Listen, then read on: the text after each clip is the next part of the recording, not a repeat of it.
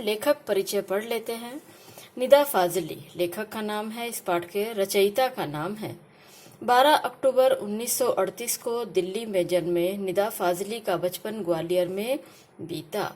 निदा फाजली उर्दू की साठोत्तरी पीढ़ी के महत्वपूर्ण कवि माने जाते हैं। आम बोलचाल की भाषा में और सरलता से किसी के भी दिलो दिमाग में घर कर सके ऐसी कविता करने में इन्हें महारत हासिल है। महारत कहते हैं परफेक्शन को।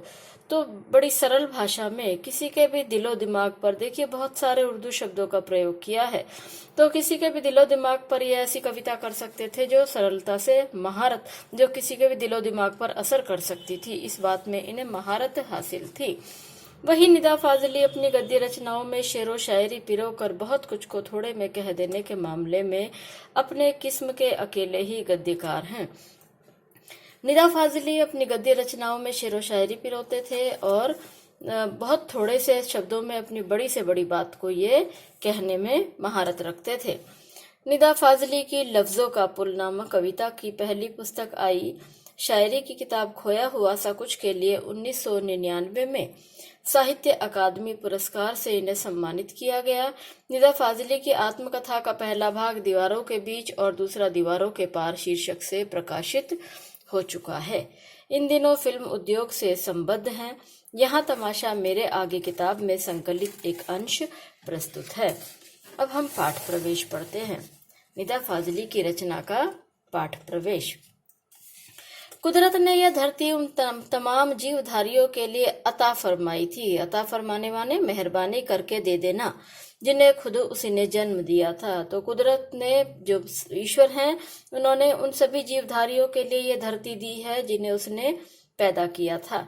लेकिन हुआ यह है कि आदमी नाम के कुदरत के सबसे अजीम करिश्मे ने, अजीम माने अनोखा, करिश्मा माने आप जानते हैं हैरानी की जो चीज होती है, तो मनुष्य को सबसे बड़ा करिश्मा कहा जाता है क्योंकि बुद्धि से भरपूर है, ये भावनाओं से भरपूर है और अपनी बुद्धि के दम पर कुछ भी हासिल कर लेता है। तो इसलिए आदमी को कुदरत का सबसे अजीम या नायाब करिश्मा कहा जाता है। इस अजीम करिश्मे ने धीरे धीरे पूरी धरती को ही अपनी जागीर बना लिया और अन्य तमाम जीवधारियों को दरबदर कर दिया। नतीजा यह हुआ कि अन्य जीवधारियों की या तो नस्लें समाप्त हो गईं या उन्हें अपना ठौर ठिकाना छोड़कर कहीं और जाना पड़ा। अब क्या हुआ, इस मनुष्य ने सारी धरती को अपनी प्रॉपर्टी बना लिया। जागीर का मतलब है प्रॉपर्टी बना लेना। तमाम जीवधारियों को सबको इधर उधर भटका दिया। दरबदर करना मतलब घर से बेघर कर देना।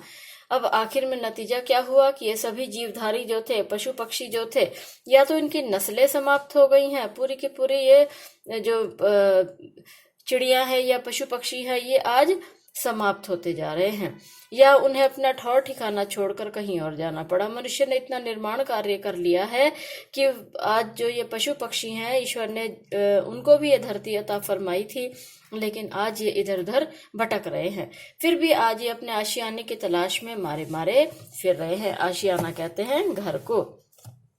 इतना भर हुआ होता तब भी गनीमत होती, लेकिन आदमी नाम के इस जीव की सब कुछ समेट लेने की भूख यहीं समाप्त नहीं हुई। तो इतना भी होता तो भी काफी था, लेकिन ये जो आदमी नाम का जो अजीम करिश्मा है, इसका सब कुछ अपने आप में ही, अपने लिए ही समेट लेने की भूख जो है वो कहीं समाप्त ही नहीं होती। अब वे अन्य प्राणियों को ही नहीं, खुद अपनी जात को भी बेदखल करने से जरा भी परहेज नहीं करता है। अब तो क्या कर रहा है कि मनुष्य मनुष्य का दुश्मन हो गया है। प्रॉपर्टी के लालच में, पैसे के लालच में वह दूसरों को भी उसकी संपत्ति से दूर कर रहा है। खुद अपने लिए सब कुछ समेट रहा है, चाहे उसके लिए कितनी ही बेईमानी करनी पड़े, किसी का दिल भी क्यों ना दुखाना पड़े। आलम यह है, हाल तो अब यह हो गया है कि ना इसे किसी के सुख दुख की चिंता है, ना किसी को सहारा या सहयोग देने की मंशा है। मंशा माने इच्छा। आज मनुष्य को किसी के सुख दुख से कोई लेना देना नहीं है, किसी को सहारा नहीं देता, किसी की सहायता नहीं करता, केवल अपने स्वार्थ के लिए अंधा हो गया है। यकीन ना आता हो तो इस पाठ को पढ़ जाइए, साथ ही याद कीजिएगा अपने आसपास के लोगों को। बहुत संभव है इसे पढ़ते हुए ऐसे बहुत से लोग याद आए जो कभी ना कभी किसी न किसी के प्रति वैसा ही बर्ताव करते रहे हों। लेखक हमारे मनों को टटोल रहे हैं। लेखक यहाँ हमें बताना चाह रहे हैं कि हम देखें हमारे आसपास कितने लोग हैं। यह शायद हम उनमें से तो नहीं हैं जो अपनों को ही हम आज पैसे के लिए या अपने स्वार्थ के लिए इधर उधर भटका रहे हैं। बड़े सुंदर विषय को लेकर इन्होंने ये रचना की है और इस रचना के माध्यम से हमारा आत्म विश्लेषण करवाना चाहते हैं।